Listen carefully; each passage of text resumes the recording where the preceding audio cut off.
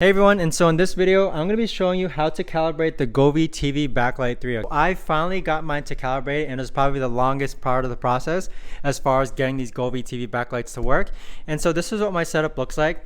It's 2 Govee floor lamps plus 1 Govee TV backlight. I'll leave a link to these down below in case you're interested.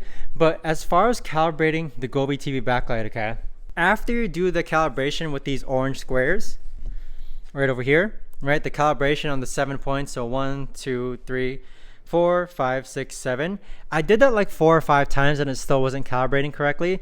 So after like the 5th time I calibrated my camera with these orange squares, what I actually ended up doing finally was I actually adjusted the angle of this camera. So I know Govee says that it's to make it 90 degrees, but what I ended up doing was tilting this camera really slightly, just the angle forward and backward, so that the angle would be different. And so that finally did the trick for me as far as calibrating the Govee TV backlight goes. Govee themselves, they do a really good job of teaching you how to do the orange square calibration. You just have to follow the directions on the actual quick start guide and on your app as well. The app does a lot better job at explaining how to calibrate the backlight using the orange squares.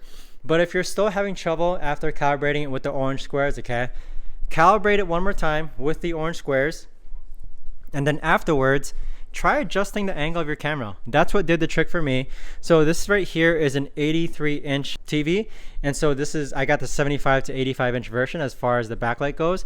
And that's what finally did the trick for me. And now my backlight just looks absolutely amazing, guys. And again, I'm running a 2 floor lamp plus 1 backlight setup.